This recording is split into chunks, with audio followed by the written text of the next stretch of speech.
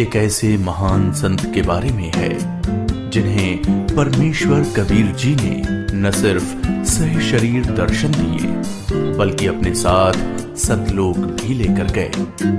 हम बात कर रहे हैं हरियाणा की पावन धरती पर अपने अद्वितीय ज्ञान की छटा बिखेरने वाले संत गरीबदास जी महाराज की। संत गरीबदास जी महाराज का जन्म हरियाणा के जिला झज्जर गांव छोड़ानी में सन 1717 में जाटों के एक प्रसिद्ध धनखड़ परिवार में पिता श्री बलराम जी और माता श्रीमती रानी देवी जी के यहाँ हुआ था। गांव छोड़ानी में गरीबदास जी महाराज का नानका है। गरीबदास जी गांव करौथा जिला रोहतक हरियाणा के रहने वाले धनखड़ गोत्र के थे। इनके पिता श्री बलराम जी का विवाह गांव छोड़ानी में शिवलाल सिहाग की बेटी रानी देवी से हुआ था। श्री शिवलाल जी का कोई पुत्र नहीं था, इसलिए श्री बलराम जी को घर जमाई रख लिया गया था। गांव छोड़ानी में रहते 12 वर्ष हो गए थे तब संत गरीबदास महाराज जी का जन्म गांव छोड़ानी में हुआ था। श्री शिवलाल जी के पास 2500 बीघा जमीन थी, जिसके वर्तमान में 1400 एकड़ जमीन बनती है। उस सारी जमीन के वारिस श्री बलराम जी हुए तथा उसके पश्चात उनके इकलौते पुत्र संत गरीबदास जी उस सर्व जमीन के वारिस हुए।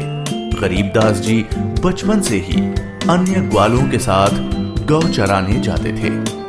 कबलाना गांव की सीमा से सटे नला नामक खेत में 10 वर्ष के बालक गरीबदास जी जांडी के पेड़ के नीचे प्रातः 10 बजे अन्य ग्वालों के साथ जब भोजन कर रहे थे, तभी वहां से कुछ दूरी पर सत्य पुरुष कबीर साहिब जिंदा महात्मा के रूप में सतलोक से अवतरित हुए।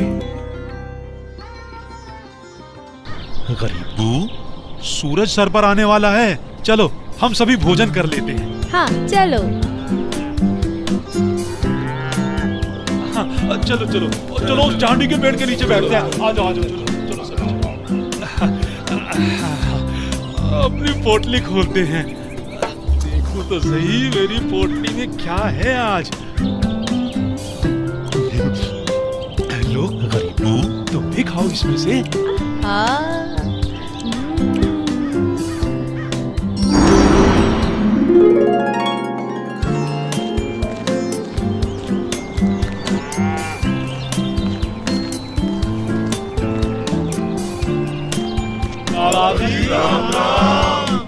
राम राम। बाबा जी आओ, रोटी खाओ। नहीं, मैं अपने गांव से ही भोजन करके आया हूँ। कौन सा गांव है आपका? मेरा गांव सतलोक है। रोटी नहीं खाओगे तो दूध तो पीना ही पड़ेगा। हम साधु संतों को और अपने अतिथि को बिना कुछ खाए पिए जाने नहीं देते। हाँ हाँ बाबा जी, दूध पीना तो आपको स्वीकार करना ही पड़ेगा। ठीक है, मैं आपका आतिथ्य स्वीकार करूंगा, पीऊंगा दूध, लेकिन वो दूध कुंवारी गाय का होना चाहिए। कुंवारी गाय?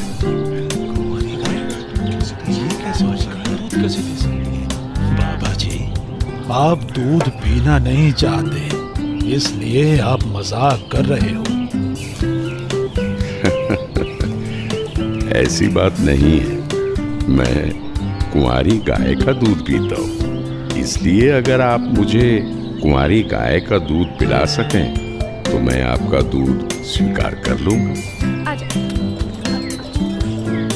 महाराज, इस बच्चे के ना तो अब तक कोई बच्चा हुआ है, ना ही उसके कोई स्तन है, फिर ये दूध कैसे देगी? देगी, जरूर देगी। अगर आप लोगों के पास कोई ऐसा बर्तन है जिसमें दूध को निकाला जा सके तो मुझे दो। बाबा जी, ये रहा बर्तन। अब इसे स्तन वाली जगह पर पकड़ कर बैठो।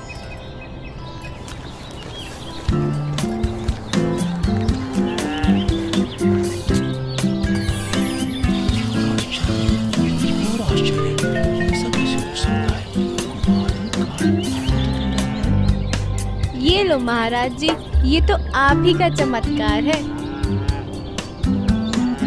कृपा करके आप दूध पी लो।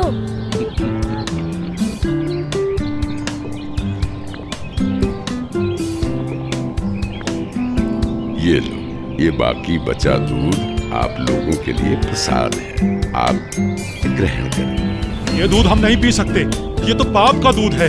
इस दूध को कुंवारी गाय से निकाला है आपने। एक तो ना जाने कौन सा जादू टोना किया है आपने इसमें, और ऊपर से इसे झूठा भी कर दिया। आप ना जाने कौन हो, ना जाने किस जाति के हो। मैं तो कहता हूँ भाइयों चलो यहाँ से, नहीं तो क्या पता ये बाबा हमें भी ना जाने क्या जादू टोना कर दे। हाँ, चलो चलो चलो चलो, चलते हैं। क्या जादू टोना कर देंगे। चलो चलो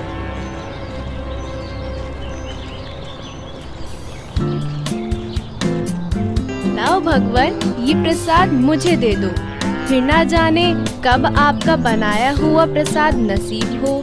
ये तो मेरा सौभाग्य है कि आपका जूठा दूध मुझे प्राप्त हो रहा है। ये तो अमृत के समान है।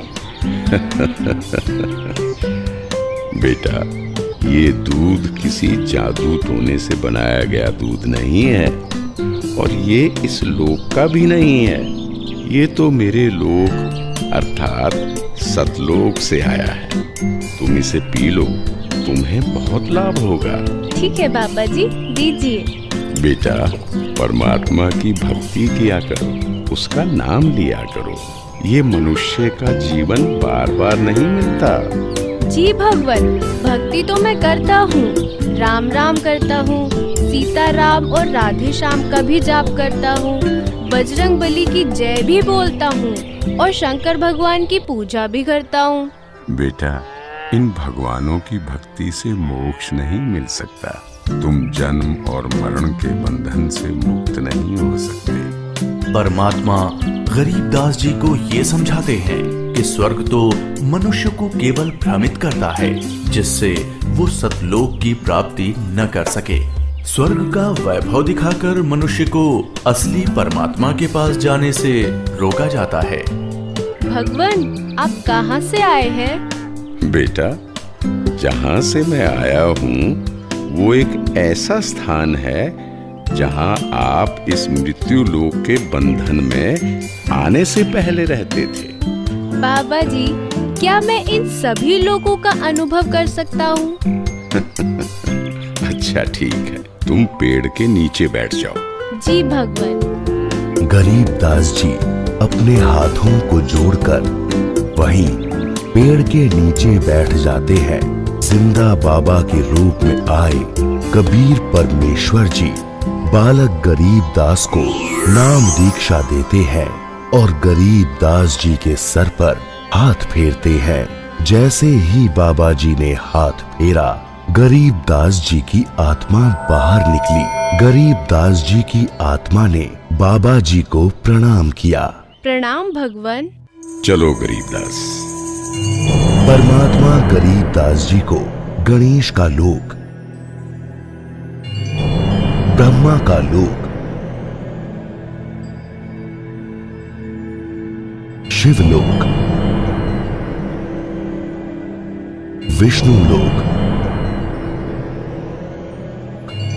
ब्रह्मलोक, धर्मराय का लोक, सभी जगह ले जाते हैं। फिर परमात्मा गरीबदास जी को 12वें द्वार के पार असली सतलोक में ले जाते हैं। इधर गरीबदास का शरीर उस पेड़ के नीचे बिना आत्मा के है। वो उसी मुद्रा में बैठे हुए हैं जैसे उसे छोड़ कर गए थे। अरे गरीबू, उठ ले भाई, आजा, अपनी गायों को संभाल ले, तेरी बारी का समय हो गया है। अरे भगत जी, खड़ा हो ले। अरे अरे, इसे क्या हुआ? अरे गरीबू, क्या हुआ तुझे? उठ क्यों नहीं रहा? अरे सुनो, अरे सुनो, इधर आओ, सभी इधर आओ। देखो गरीबू को कुछ हो गया है। हे भगवान, ये क्या हो गया?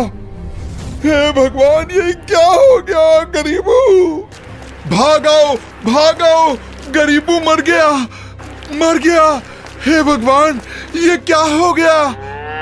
वहीं दूसरी ओर गरीबदास जी महाराज की मृत्यु की खबर जैसे ही छुड़ानी गांव में पहुंचती है, तो गरीबदास महाराज के माता पिता अपने इकलौते पुत्र को देखने के लिए खेतों की ओर दौड़ते हैं और अपने इकलौते पुत्र के शव को देखकर रानी मां व्याकुल हो उठती हैं। जब सारा गांव गरीबदास जी महाराज की आकस्मिक मृत्यु से व्याकुल था, तो इस बात से बेखबर गरीबदास जी पूर्ण ब्रह्म कबीर साहिब जी के साथ सतलोक के विहंगम नजारे देख रहे थे।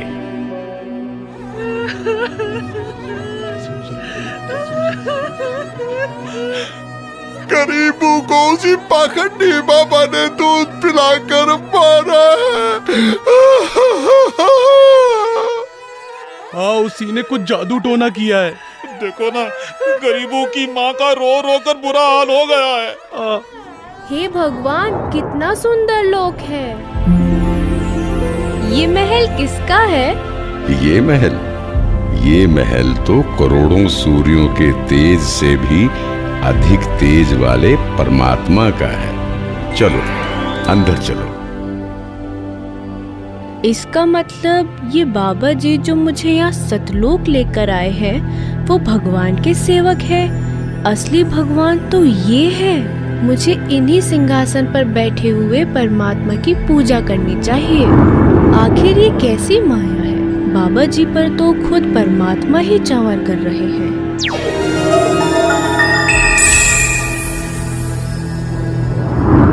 बेटा गरीबदास, जिस मृत्यु लोक में तुम रह रहे हो वो एक यातना देने की जगह है। वो तुम्हारे लिए एक कारागार है। वहाँ कोई भी जीव सुखी नहीं है। चाहो तो नीचे मृत्यु लोक की तरफ देख लो।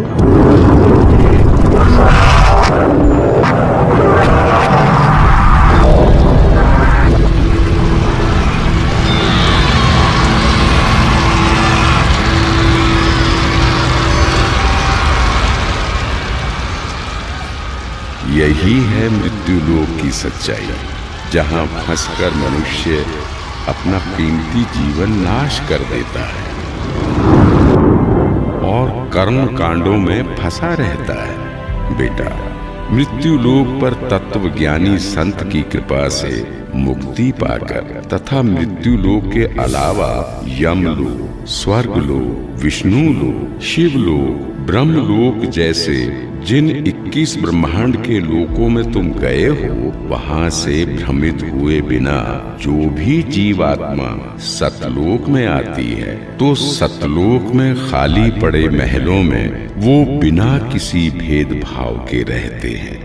धरती पर वो चाहे राजा हो, रंक हो, नीची जाति में जन्म हो या उच्च जाति में, यहाँ सतलोक में सबके लिए एक समान व्यवहार है। यहाँ कोई जन्म मरण नहीं है, वृद्धावस्था नहीं है, ना ही कोई बंधन है। बेटा गरीबदास, तुम्हारा स्थान भी यही सतलोक है। बेटा गरीबदास, जाओ, अब तुम मृत्यु लोक में वापस जाओ। परमात्मा, मैं उन सभी लोगों की सच्चाई जान गया हूँ। कृपा करके आप मुझे वहाँ वापस ना भेजो। बेटा, तुम ऐसे यहाँ नहीं रह सकते, क्योंकि जब आप यहाँ से गए तो आप पुण्यों से परिपूर्ण थे। तो इसलिए तुम जब उस लोक में उतने ही पुण्यों से परिपूर्ण हो जाओगे, तभी इस लोक में वापस आ सकोगे और एक स्थायी स्थान को प्राप्त कर सकोगे। बेटा, मैं तुम्हें एक ऐसी अनमोल भक्ति दूंगा जिसके साथ तुम नीचे मृत्यु लोक में जाओगे और वहां थोड़े ही प्रयास में पुण्यों से धनी हो जाओगे। नीचे जाकर मेरे ज्ञान का प्रचार करो, सच्चे परमात्मा के बारे में लोगों को बताओ। वहां रहने वाले तुम्हारे सभी भाई बहन यहीं से गए हैं और काल के जंजाल में फंसकर गलत रास्ते पर चल रहे हैं। जी भगवान। इधर दूसरी तरफ गरीबदास जी के परिजन उनके शरीर को लेकर अंतिम संस्कार की क्रिया करने लगे।